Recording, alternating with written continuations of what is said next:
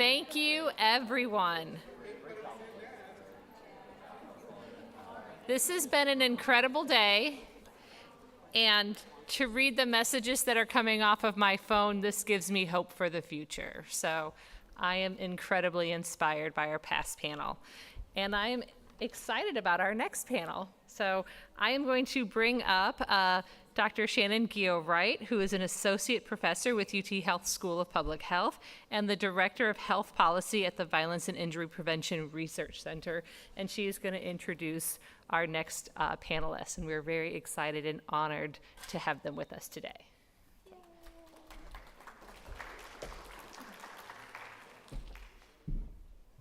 Thank you so much. I am very excited about this panel. We have Representative Vikki Goodwin with us today.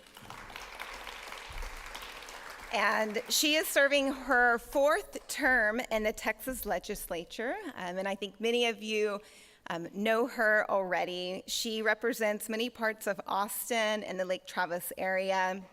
And she has been a steadfast advocate for gun violence prevention and consistently pushes against special interest groups that seek to weaken Texas gun safety measures. Vikki and her husband are empty nesters now, and they raise their kids in Texas. What I love about our panel is that they are also from Texas and went to school here. And so they really understand the different issues. So she's a graduate of the University of Texas and earned her master's degree from the LBJ School of Public Affairs. Then we have Senator Molly Cook. Yes, please. She is a sixth generation Texan, born and raised in the Houston area. She's a registered nurse and grassroots organizer. She earned her nursing degree from the University of Texas at Austin and her dual nursing and public health graduate degrees from Johns Hopkins University. And as an emergency nurse and grassroots organizer, Molly has advocated for the health and safety of her neighbors, and she is honored to continue that work from the Texas Senate. Molly's community advocacy helped pass a citizen-driven amendment to the City of Houston Charter, and she has been recognized by the Houston Chronicle as one of Houston's transportation leaders. She is also a harpist and multimodal transportation enthusiast and certified yoga instructor. So thank you so much for being here. So I am going to start off with a question that I hope starts to humanize all of us a little bit more. I think sometimes we think of our legislators as people who are have a lot of power and are sometimes not accessible. You both are clearly accessible as you're here today, but you also have your own experiences with firearm and firearm prevention and why you got into it and why you're here today. So I would love to hear from both of you about kind of your own personal experiences and how you came into the policy space and then into this specific policy realm. Yeah, for sure. Well, I have been working on gun violence prevention since I got into the legislature, and one of the main reasons is it's very personal to me. In 1990, my dad was shot and killed in our home in Dallas. And so I know what it's like to lose somebody so unexpectedly, so tragically. And so I can understand other people who have lost loved ones and empathize and understand that really we want to make our communities safer. We know in Texas that people often will say we have this gun culture, but I think it should be we have a kid safety culture. We need to turn that conversation around. The first time I went block walking, I knocked on a door of a teacher, and she shared with me a story about one of her students who would not sit with his back to the door because he wanted to be able to see if a shooter came in the door. And that impacted me greatly. And then my kids went to school, and when they were very young, we didn't have active shooter drills in schools. But as they got older, we started to have them, and I just thought, this is such a sad statement that we have to teach children how to respond to a shooter in their school. And so my first session with Donna Howard, she was really working on the issue as well, and was working on safe storage and working on education. So having even the DPS provide a public safety announcement about storing your gun safely, because honestly, so many of the injuries and deaths are accidental or suicide. And so we thought this is a way to get something done. And her bill didn't pass, but she was able to get $1 million into the budget. And so through that $1 million, the Department of Public Safety put out that public safety awareness campaign, which they're continuing to do still. But, you know, I just think when we've had the Uvalde's families come to the Capitol and advocate, I want to be there to help them navigate, because the process for passing legislation is so incredibly complicated. We said the way to get a bill passed is to go meet with every legislator, whether they're on your side or not. And yet this session, I had to be honest with the families and say, you know, the makeup of the House committee is not one that I think we're going to get a whole lot done this time. But for me, just being able to share that I've been impacted by gun violence, I think helps the folks that we're trying to work with, all of the victims, and we see that number growing all the time. People who either have a family member or a friend or somebody that they know who has been impacted by gun violence continues to grow. And so this is an issue that everybody cares about, but it's not always the first thing you put out there, because it's a very heavy topic. Yeah, and I'm State Senator Molly Cook, and thank y'all so much for being here on a Friday afternoon to talk about the most important thing in the world. So my whole entree into politics, period, is through nursing, and I'm an emergency room nurse. And so I don't have some like landmark moment or a super close person that was taken by gun violence, but I bet every single person in this room has some sort of connection. You know, my friend's dad committed suicide or killed himself with a gun, and that sort of thing. So you start to look around your social network, and all of a sudden you're like, oh my God, there's actually quite a few people in my, you know, next circle out, if not in your closest circle. And then the same thing happened in my nursing career. And I have a patient, there are so many patients that you keep with you, you know, they're kind of always in your heart. You can always call them back up anytime. You always remember what room number they were in. But, and he had a spinal cord injury from a gunshot wound. And he lived with a colostomy, a urostomy, you know, paraplegic, et cetera, full life. You know, people with disabilities live super full lives, but very difficult. There was a lot of challenge that he faced on a daily basis from that moment on. And he just kind of shared with me as a 22-year-old nurse what that was like. And that was the first time I'd really felt it, seen it, put my hands on it. And then to look back over a 10-year career and how many people I met that live with a bullet inside of their body the rest of their lives. Don't know if they can get an MRI or not. People who've lived with severe injuries, people whose families have disabilities for forever, that it's just now part of their lives, it's baked in.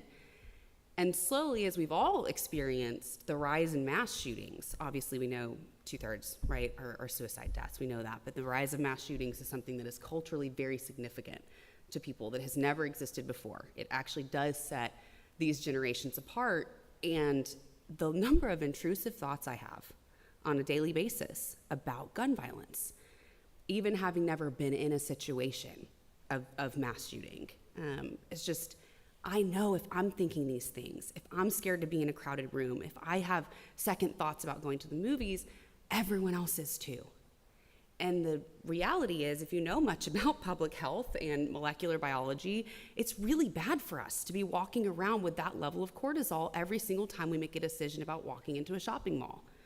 So to me, I'm so angry.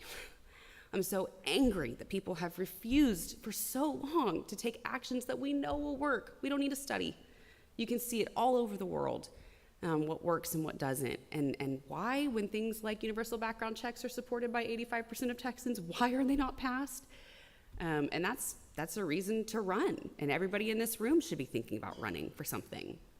We need people running at every level of government. So anyway, all that's to say, I think every single person in Texas has personal experience with this. And it's very, very deeply rooted into all of our psyches, whether we've done the work to unearth that or not. And I just can't wait for change. Thank you both so much. I wanted to kind of pick up on a couple different points that you've each made, and we'd like to dig into that a little bit more. And that was both about this past legislative session and what couldn't be passed, as well as how people can go about that process. So you talked about, going and talking to every person, every senator, every representative, whether they agree with your message or not. So I'd like to kind of understand how we put that together a little bit more. So for people here who are thinking, I want to engage in this, I want to do something, but I don't know how, can you give people some different strategies of what you've seen work, and then things that may have worked in the past that might not work in the future, and that we might have to change how we've been doing things because of our current environment? Yeah, well, I would say a lot of the success of a bill depends on the composition of the committee that's going to hear that bill and the composition of the legislature, to be honest. And I think a lot of times the media doesn't start talking about a bill that's going somewhere until it's too late. So like if you're following the news and you see, oh my goodness, they're about to legalize short barrel rifles, for example, by the time that hits the news, it's so far in the process that there's not a lot that can be done. We need to start the work earlier. So starting the work during the interim, which is right now, of reaching out to members and finding out where you might find support, what ideas might work, and so forth. And then early in session, going and doing the work of meeting with members at that time. The one bill that has passed while I've been on the Homeland Security and Public Safety Committee that was addressing a specific shooting was when the Midland, Odessa shooting happened. The shooter drove around town and shot up at several different places. And the family that lost a son at a car dealership came in, and during the hearing, they told their story, and that was very impactful. And you would think the same thing would have happened when we had the Uvalde shooting. It did, but slight differences in that with Midland, Odessa, the bill that came from that was an alert system. It really didn't have anything to do with guns per se, but it said this family poured their heart out and said if we had only known the shooter was driving around, we wouldn't have gone to that car dealership and our son would be alive today. So what came of it was a bill that said, okay, DPS can put out this alert if there's ever a shooting and let people in that community know there's an active shooter on the loose. Well, guess what? That got enacted into law and has never once been used. And there was a situation in Austin where honestly it would have been helpful and maybe it would have saved lives. And I reached out to the police and to DPS and said, I don't understand why you didn't implement this law. It might have saved lives in my district. There was a woman and her daughter who were killed in Circle C, which is in my district. And that was after the shooter had gone to a school. So wouldn't it have made sense when that shooter was at the school to put out that active alert? And the police response was, well, if we put out an active alert every time there's a shooting, people would be numb to it. That was their response. So that was a bill that did pass. When the Uvalde families came, it was just, nobody believed that we would have the votes to get the Raise the Age bill passed, and yet I sincerely think we had the votes in the House. Leadership didn't want it to go too far because I think leadership didn't want to have to take a tough vote at that point in time. Honestly, I think it will take a change in leadership, and I will be specific. Governor Abbott, Lieutenant Governor, and for that and many, many reasons, I am running for Lieutenant Governor. I hope it's okay for me to say that. Yeah. Because, they will make it known, this is not a bill I'm going to pass, and therefore, It's very different in the Senate. I feel like members have a little bit more ability to debate and vote their own mind in districts in the House than in the Senate, and I'll let you speak to that. But so I guess in all of that, it's coming and advocating, yes, but there's just certain people who aren't going to change their mind. But doing the work that you're doing, getting more people to join the organizations that you're in, whether you're with Moms Demand Action or Everytown or Texas Doctors for Social Responsibility, there's so many organizations to plug into, and that's the best way to advocate, because they know now's the time to go talk to this person and here's what to say. And so it's easier to advocate when you're with an organization. That was all great. Echo all of that first. And anytime I'm in a gun violence prevention room, I'm just like, y'all are super well organized. So it's almost more like take specific questions about what you think are next steps for your organizing. Because I actually think this is one of the best organized spaces that I've ever spent time in. And your strategy's solid, the polling is there, you're building momentum every single day, and we have just not reached the power shifting tipping point yet. Wherever that is, it remains elusive, because it just, to me, seems like there really is overwhelming support for good policies. So if we're talking about shifting power, then we've got to think about what is the next step. And again, there is no criticism, no notes in this room, because every single time the strategy evolves and advances and does exactly what it seems like it should do from my perspective.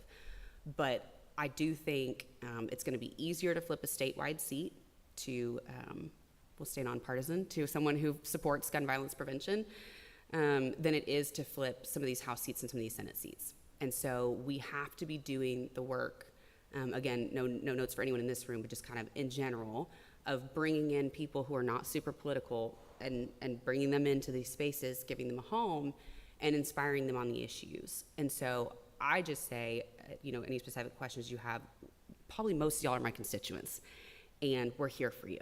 We are here for you to bounce ideas off of. I'm not tired, I'm angry, so please feel free to reach out anytime, starting now. But, let us know, what were you curious about? Who did you feel like you had some movement with? Which staff member did you connect with?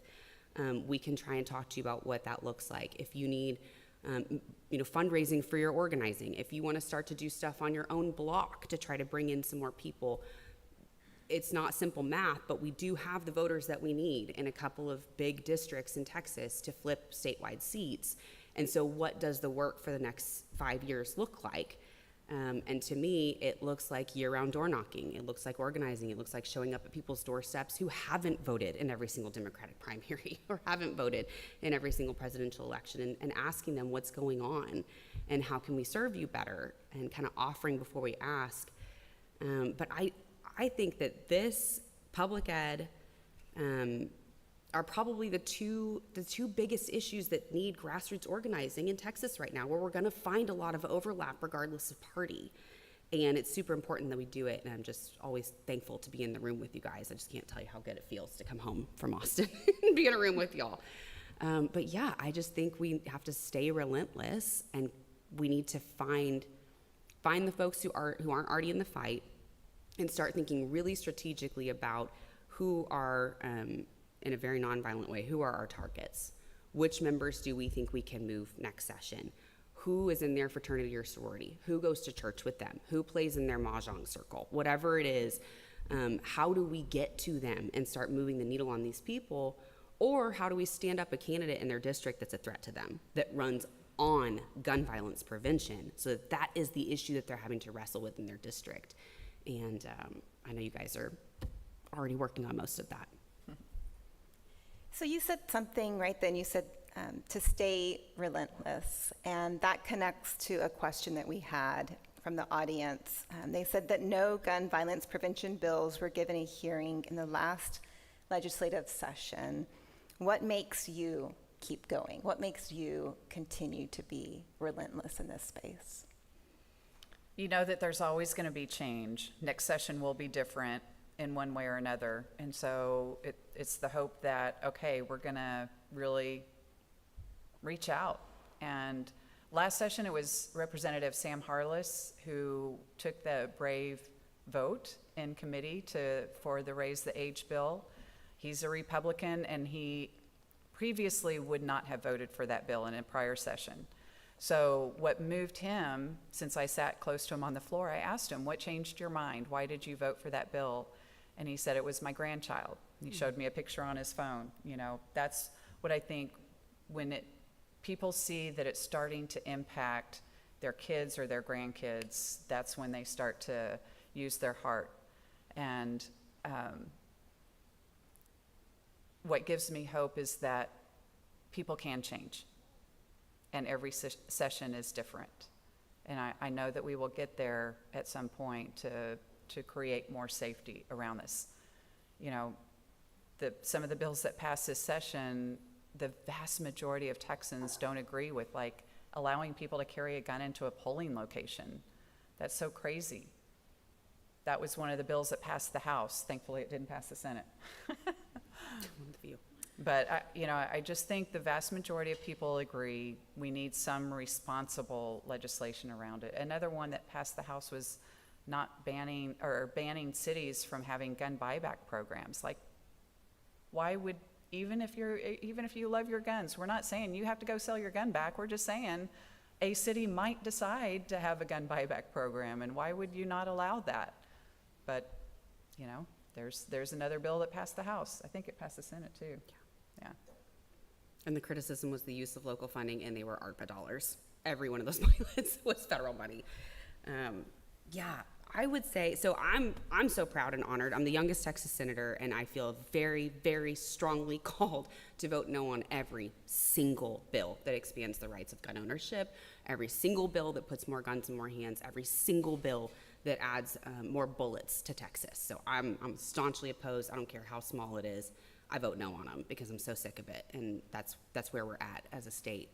It is my honor to come in behind people who have been doing the work for decades and have stayed hopeful and have stayed relentless and have made progress. And the Senate is a tough place, but you have a staunch gun violence prevention advocate in that chamber.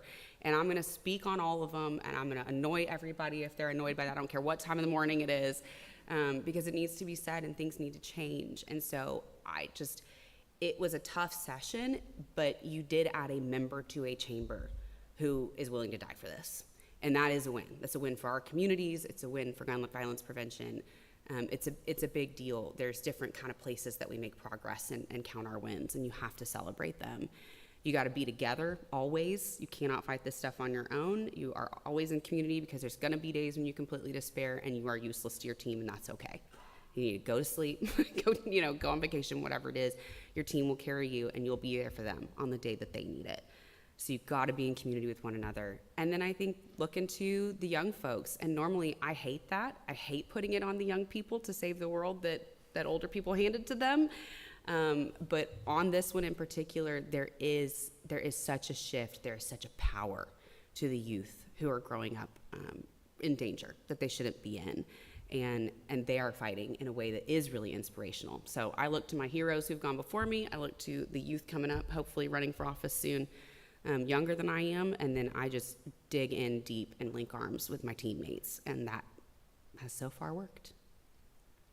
Thank you so much. When we were in the hallway, I think it was you, Representative Goodwin, who said, people do care about safety. And, it's about thinking, how do you get them on your side? And so can you talk about some of that work that you've done where you can think about it in larger terms and being able to pull people in who might not be the most obvious supporters? Yeah, I mean, sometimes I think it's saying, okay, if we can't touch the gun issue directly, maybe there's a way indirectly to touch it. And I'll give an example. In my last session, I had a constituent who was shot by a man she dated twice, and so we passed a bill in her name, the Natalia Cox Act. Doesn't have anything to do with guns, though. But sometimes you have to think about, how could we have protected this young woman? She was threatened by this man she had dated twice, called the police, they showed up, he left, but unfortunately 5 days later he came back, got into her apartment and shot and killed her. So she had gone the day after he threatened her initially to her landlord and said, I want to switch apartments, I don't feel safe here. Unfortunately, the landlord put some hoops up in front of her, said you have to reapply, you have to pay a new application fee, a new security deposit. So too many hoops for her to jump through at a time when she was in college, young, just didn't have the resources. So for us, it was, if she had just had the information that there are organizations out there to help, that she could have gotten a protective order, she could have exited her lease agreement, even though they were putting barriers up. So what we did is we made sure HHSC provides that information, so you can go on their website and find the resource that says you can get a protective order. If you don't have money for an attorney, here's the number you can call. It provides phone numbers for organizations that can help, and it lets you know you can get out of a lease agreement. And so it's just meant to give young people in particular that information, how to keep yourself safe. So I guess, you know, in a session like we had this session, things like that, if it has to do with sexual assault or domestic violence, those kind of bills seem to get bipartisan support. So that's kind of where we have worked. That's the lane we've worked in at a time when we know talking about guns and any kind of a restriction on guns just isn't going to happen. So it's kind of figuring out other ways to make our community safe. Such a good question. And I think because I'm in the Senate, I don't know the answer. I have not had the opportunity of changing someone's mind on something. It's just such a different space to be in. 31 big characters in there. So let me take this opportunity to just say something that I have just not heard talked about at all, which is the fact that the Senate State Affairs Committee had one Democrat, which means it's a big committee. I can't remember how many members. I don't know, 12 Republicans, something like that. And I know we're in a nonpartisan space, but I think you all know how they vote on gun stuff. And that's nuts. I mean, this state, even recently, right, was like 49-51, Republican, Democrat. It's not like there's some huge chasm between us. We are, all of us are about a half and half state with just enough to get somebody over the edge, right?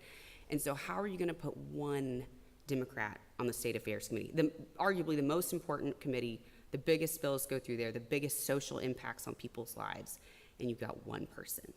And that's a lot of pressure on that one person. You might even call it cruel to put one person by themselves on that committee, to take every single bad messaging vote, considering on how you're looking at it. And so I don't know how you change somebody's mind, but I do know that we need to work ourselves to the bone to change who's in charge. Thank you. We need to change our statewide leadership, and we don't have to change everyone's mind. We only have to change 50% plus one. That's it. So, yeah, I don't know. Like I said, I'm fired up. I'm ready to work with y'all. Some of these minds aren't going to change, but you can change who's in that seat. That's a perfect segue to this other question. So I know we've been talking a lot about this last session, or work that you've done in the past. What can we do during the next 19 months when we're thinking ahead to 2027 to encourage the legislature to reduce firearm violence? Well, organize. And again, like Senator Cook was saying, bring in more people to your organizations. Like, take advantage of this time when there's a lull in the legislature to really do your organizational work. Get new members, do something social to get people interested, then tell them what the work is that you're doing, that we're trying to put in sensible mechanisms, whether it is making sure everybody goes through a background check, which the vast majority of Texans agree with, whether it is having a buffer zone around schools so that someone can't openly carry a rifle right around a school, which is federal law, but it's not state law. And we saw people in the Austin area, it probably happens in other places too, where they will openly carry a rifle close to a school. And you can imagine the concern that that creates. But they know it's almost like they're tempting someone to come and tell them they can't be there when they know there's not a state law around it. So I think just talking about what is it that legislators like myself have been trying to do to increase the safety in our communities. There's also a lot of gun violence prevention programs, dollars that go into programs where people go to hospitals. Someone's been shot, you know, that they're more likely when they get out to perhaps retribution. And so trying to break that chain, I guess. And so there's a lot of programs that are being done, but just making sure you're educated on all the work that's being done and then helping to spread the word about it, and then talking about which candidates. Oftentimes I find people don't know who their representative is at the state level in particular. Oftentimes they know Congress or they know city, but state not so much. So maybe letting them know, here's who your representative is now and here's how they vote on these things. Because I have found in the past, people don't know who their representative is, they don't know, and then if they do that, know the name, oh, I saw their pretty picture on the billboard, that must be a good person. Well, did you know that they voted this way on this issue? And they're like, oh, no, I had no idea. So it's just educating people. Yeah, I think there's a real feeling of all of the work happening in 140 days, which I always suspected wasn't the case, and now know more than ever that that's showtime. That's the big show. And you've been preparing for 18 months for that moment, and there is some like learning and growth that happens, you know, until the filing deadline, and then I think most of the learning and growth at that point kind of stops, and it's time to like move your bills. And so I do think, in general, again, not this room, but in general, the organizing community in Texas really needs to think of the interim as the time to get the most work done. And you're going to get an hour-long meeting with a legislator instead of a 10-minute meeting. And there's just a lot of repetitive work that can be done. Someone shared with me one time, you know, you think it's super powerful to take 20 people to city council and give comments, and it can be, but it can actually be a lot more powerful to have 2 people go to their office every week for 10 weeks, because then it looks like everybody feels that way, which they do. We know they do, right? But starting to think about like reflecting on the work that you did this session, what skills are you currently missing? Are people on your team adept at, you know, voter data? And do you know how to target? Do you know how to pick doors to knock on? Do you know how to kind of understand who is who in your universes and that sort of thing? If not, then now's the time to start beefing up some of those skills and making sure all your folks know how to build and cut a list. And is your messaging on point? Do you need to do some like A/B testing in this meantime to make sure that when session hits, you've got the right language that you're using and coaching people on? Bigger groups have access to some of that stuff. Smaller groups usually do not. And again, we're here to help you with that. We want to help you knock on doors in your neighborhood. We want to help you communicate to folks who are not already in the political process about what's going on. And then I think also just all of us kind of understanding and poking our heads up and looking around at the greater organizing ecosphere. So if we bring people in who vote certain ways on certain things, they're also going to vote with us on gun safety, right? We kind of know where these issues overlap. And so there's a huge opportunity right now for organizing around cannabis. There's a huge opportunity right now for organizing around public ed funding, right? And a lot of the times you're going to see overlap with that. And so are we kind of linking arms with our siblings in other movement spaces and making sure that we're all building in a way that's really cohesive and that is strategic and does bring in the representation and the political side of things, right? So it's not, we gotta have issue-based and we gotta have politics. They have to go together. That's the only way to make change. And so are we marrying that? And are we marrying it with the people in other spaces where we can build synergistically and more powerfully? And are we getting into those flippable districts? Are we getting into those movable people and working them all interim long and sending one person a week into their office to communicate with them and share their stories in a way that once session hits, it's a different heart than was in there before. So I'm really excited to do that work. Thank you. So for people who are here who may work for a state university and they may advocate outside of that work, but within their purview of maybe being a researcher at a Texas State University, How can they engage in this process while at the same time kind of understanding the political sphere and being able to provide different resources or information to you all? What are different ways that you've seen successful engagement? That's such a good question, because I often feel like there's somewhat of a chilling effect on university professors to get involved politically because you are probably concerned about your job. We did have Dr. Lauren Gamble from, I believe at UT, come and, anyway, she came and testified after Uvalde and did a wonderful job of providing the medical perspective of, we often know about the deaths, but what about the kids or even adults who end up in the hospital with bullets, like you were saying, left in them, and the impacts of those. And so she shared some stories to the committee. I think that's very impactful when you have people that see it firsthand, coming and sharing their stories. I think there's a role everybody can take. It just may be different depending on your job situation. And oftentimes I do hear people say, I can't really get involved because I'm afraid for my job. And if that's the case, maybe there are just other ways to get involved. Maybe it is talking to family, friends, coworkers. And again, the more we can educate, here's a representative that's running for office that would vote this way. Meanwhile, the one in office votes another way. Did you know that? Kind of having smaller conversations among friends that you can trust. So I just think there's always something that each of us can do. Mm-hmm. That's such a tough one. It really is. And I think the most important thing always, ever, is to just be clear about what you can and can't do, and have that really well thought out in your own mind so you can communicate that to your teams. I did my public health degree and cut my teeth in Maryland at Johns Hopkins in Baltimore, and spent a lot of time at the Maryland General Assembly. And what I saw there was all of their advocacy orgs had a C3 and a C4, and maybe also a PAC. All of them. I mean, that's just what you did. And they just had a good lawyer. They kept the money separate and made sense. Some of the bigger advocacy orgs down here do have that, but mostly not. There's a lot of C3s that are just C3s.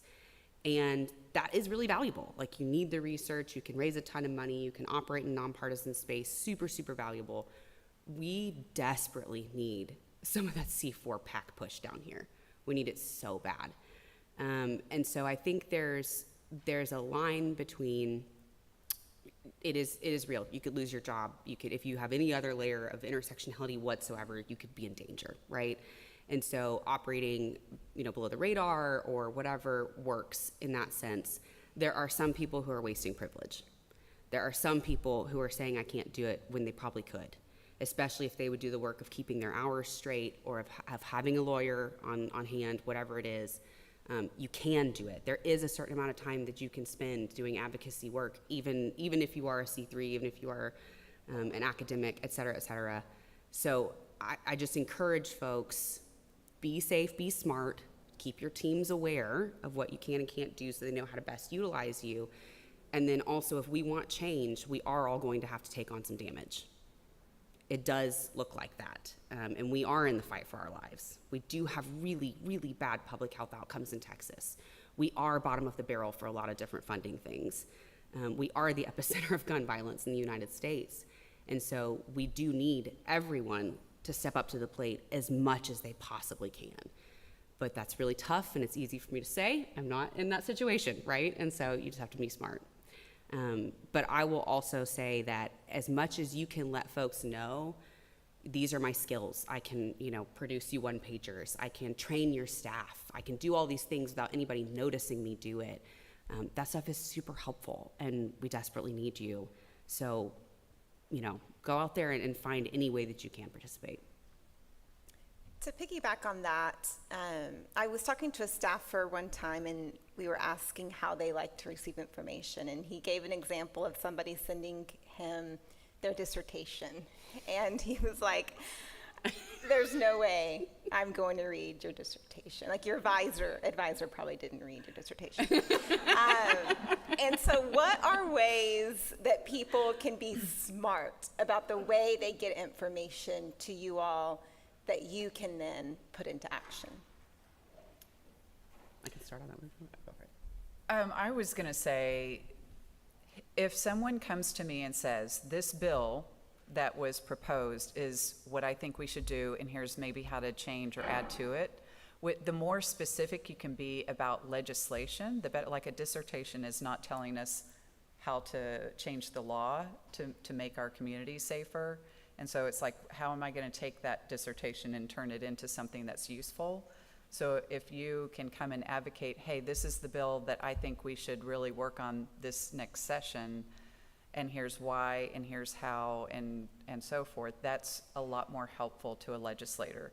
Be really specific.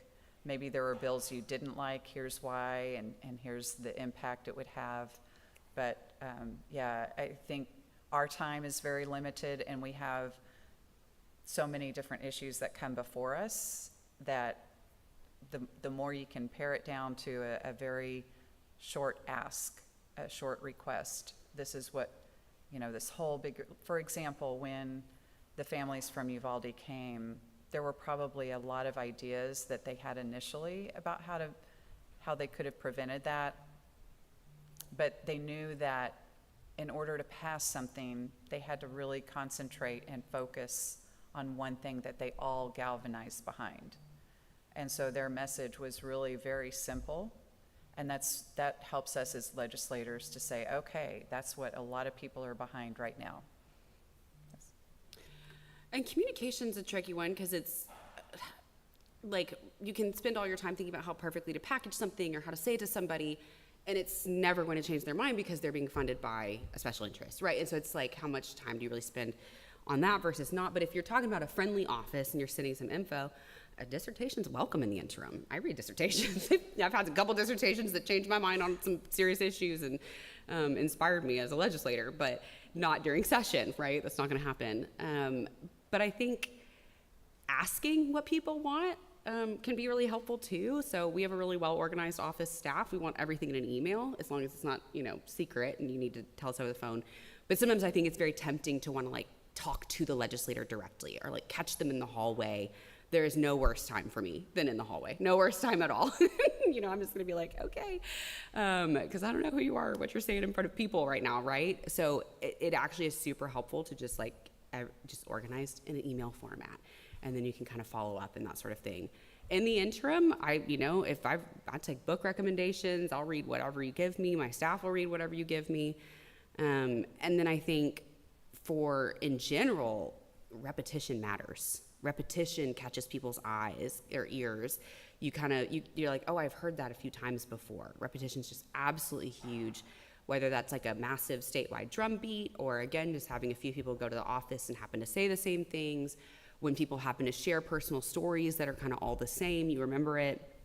So I think, and when you're giving stuff to us, obviously it needs to be colorful in one page, right? That's what they always say about legislators, is make it easy and digestible for us. But our staff they're lawyers. They're really, really thoughtful, smart people, and they will chew through materials. But also the most important thing in the world about communication is having a relationship. That's what gets you in the door. That's what gets you 3 more minutes when somebody's got another appointment to get to. That's what makes somebody stop and think twice, is having that relationship. So I think it's just important to always be thinking about who do you know that knows them? How can you build a relationship with somebody? How can you find something that you have in common with them that makes their eyes light up before you start talking to them, trying to establish that human connection with them first. Can you talk more, both of you, about that relationship piece? Because I think that is really important. It's something we sometimes forget. But for people who might not live in Austin, how do they reach you or your staffers, and how do they build those relationships and connections? Well, I have built a relationship with a lot of people in this space, doing this work, because of my first campaign. I had Moms Demand Action members help block walk with me.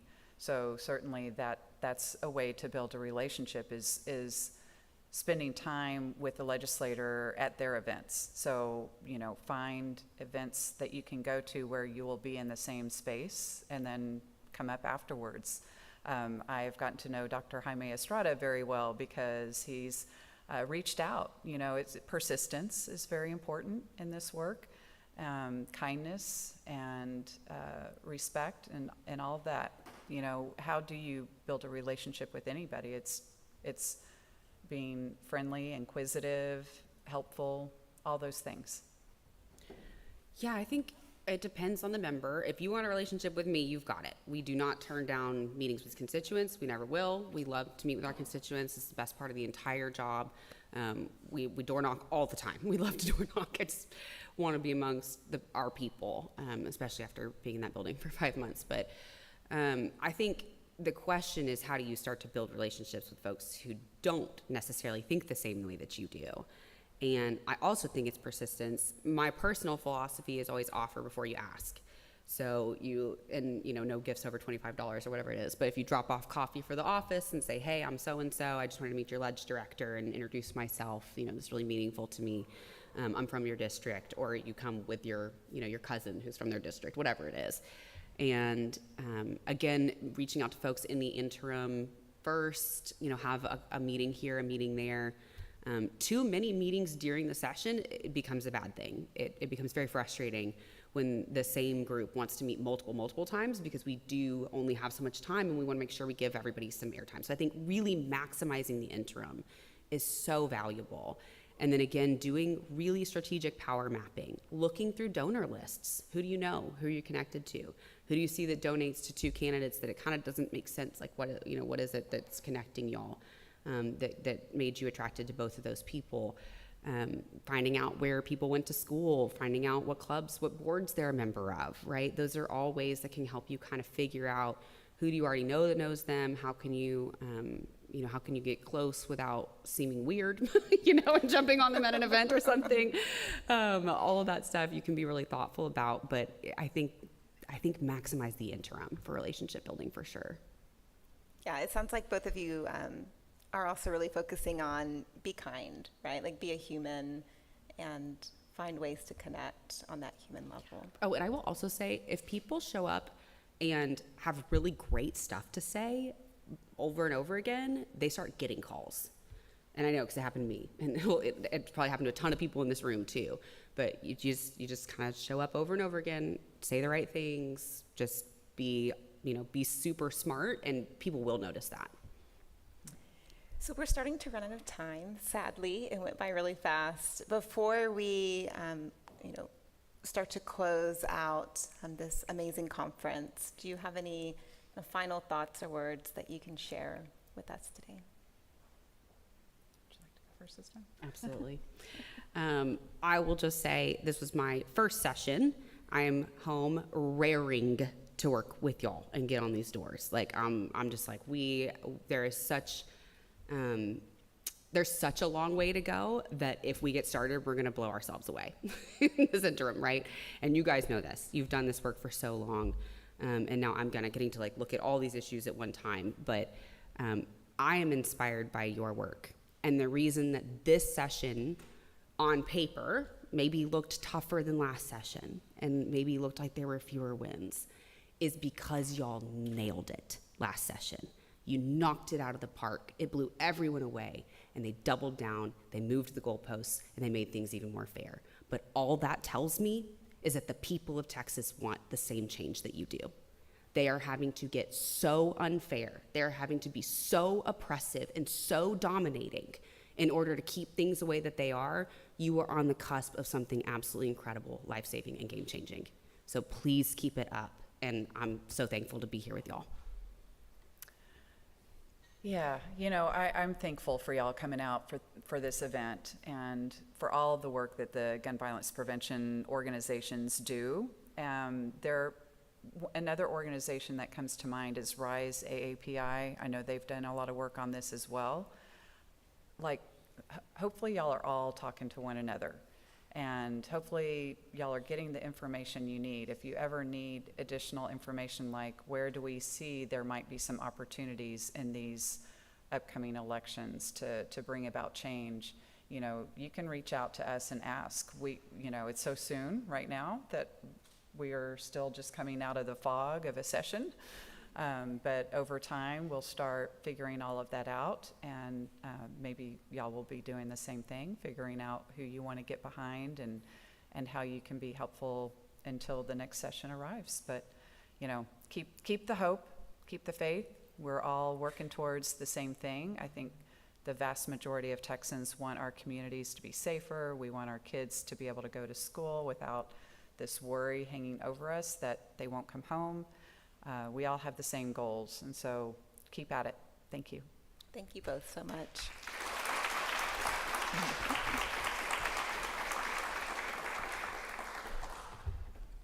Well, I just want to say this has been an incredible day, and I want to say a thank you again to our incredible legislators for agreeing to come out here, especially after a long session. So thank you for your time and your dedication. I also want to say thank you to our speakers and our moderators for helping to make this day very successful. An extra special thank you to our sponsors, our gold sponsor, Memorial Hermann Hospital, our bronze sponsor, UT Health, and our supporters, Harris Health and Texas Doctors for Social Responsibility. This day could not have been successful without your support. I want to give a special shout out to Katerina Reyes for helping to make this day special for us. The magic does not happen without Katerina. Also to our AV team here at Baker Institute, for all the people who are watching online and also making sure everything is seamless here, and our Baker staff. We appreciate all their support. In very brief closing, I just want to highlight a few of the key points from each panel that I just kind of took home from this. The need is there. We know it. We know that we need to gather evidence, and we need to include all sides of the aisle, right? I heard that we need to be creative. Build out your circle, right? Bring all people in. Don't be afraid to reach out for help. Don't be afraid to send that cold call email. That's okay. They're not going to remember. They don't know you if they don't respond back. It's not going to hurt your feelings. Don't be afraid, right? That's the key point. Be a mentor. Everyone here can be a mentor. Be relentless and be kind. And at the end of the day, we all can have some hope. So I'm going to leave you with hope. Have a great evening.